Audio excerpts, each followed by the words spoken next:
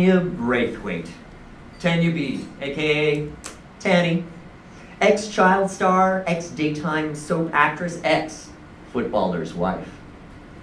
Heading straight for me through a press of C-list celebs. Gulp. You're Tony Malik, aren't you? From the Valentines? She gave me an appraising look that traveled from my face down to my terribly ironic retro sneakers and back, lingering in both directions on my crotch. So pleased to meet you, she drawled, holding out a limpid hand. What do you think of the party? Oh, too high-pitched. It's amazing. Still far too excited. Wild. I tailed off, a giddy, overawed kid, embarrassed. She looked up with a cheeky grin. Yeah, I know. An X Factor release party always was going to be spectacularly dull. Do you want to go somewhere and screw? I have a reputation. I could plead that it was undeserved, based as it was on a lie, but that would have only made a difference if we had promptly denied the seedy tale when it was still just a whisper, a dubious rumor from the 2-star hotel in a city I've still never set foot in. But when your solo career is just about to be launched and you want to break away from your goody two-shoes boy band image, you do what your publicist says and mama. Especially when Jez, your former bandmate, well, technically backing singer, and the original cause of the band's demise, though thank God no one has ever told the full story on that, has recently shown a surprising and distinctly annoying songwriting talent and is rising rapidly through the download charts with his first eponymous EP. Left to its own devices, a rumor stays alive. It gets embellished in the telling. It grows. People note that you don't deny it, and heck, they start to believe. However, that plays against what they may have thought of you before. Because if you don't deny it, it must be true, right? And so they behave differently to you, and you respond differently to them. And before you know it, you're living up to your new reputation. And as I poured Tanya into a taxi under the probing lens of the waiting paparazzi, I was well on my way to living up to mine.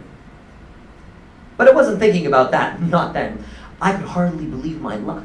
It was like a dream come true. I was a proud peacock with the beautiful, the famous, the Loaded Magazine's 35th most sexy babe in the world, up from 79th the year before, on my arm.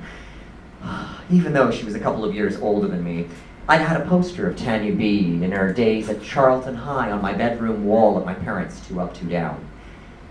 It's probably still there.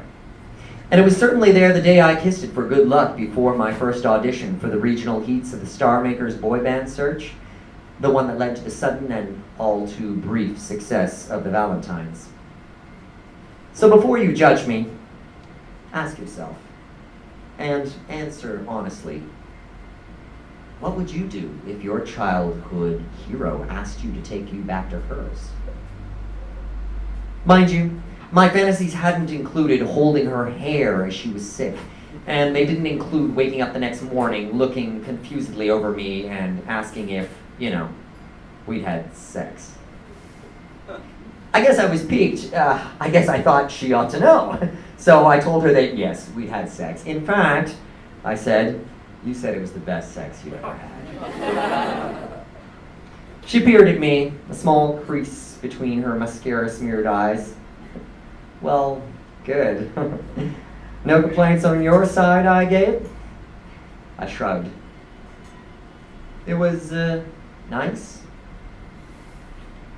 Anger flickered across her freckled face, and she'd half risen out of the bed before doubt replaced the anger. Oh, no. No, I wasn't sick, was I? Yes. Copiously, I'm afraid. Oh, God, I'm terribly sorry. Look, Tony, I'm gonna go freshen up, powder my nose, and then we'll see if I can't improve on that. Nice? Is that your doorbell? I said, sinking back into the rumpled sheets. That'd be your car. What? She said, one palm pressed against her forehead. I booked it for you last night. You were very insistent, said you had this interview this morning at Heart FM or something. Oh, Christ. Oh, Christ, what's the time? Oh, Jesus fucking Christ, where are my knickers? Crazy. Fate, isn't it? My laughably laddish reputation made concrete by a bruised ego and a missing scrap of lacy fabric. I hadn't actually expected Tanya to believe me when I boasted about the best sex she'd ever had, and I certainly didn't expect her to repeat it on national radio, though with a somewhat more colorful turn of phrase. And nor, just as the radio presenter cut her off, had I expected her to hear her say, "Though, Tony, if you're listening, I still want my knickers back." So, it's a god-awful shame my boyfriend was listening to the show as well. And it doesn't matter what I say, how much I try to explain why starstruck me brought her back to our cozy one-bed pad while he was away on business. Or why I'd had to remove her vomit-stained knickers. I can and did protest until I was blue in the face, but he won't believe me. And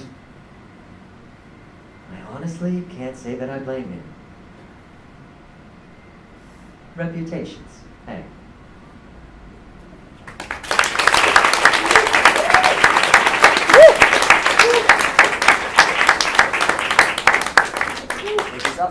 All right.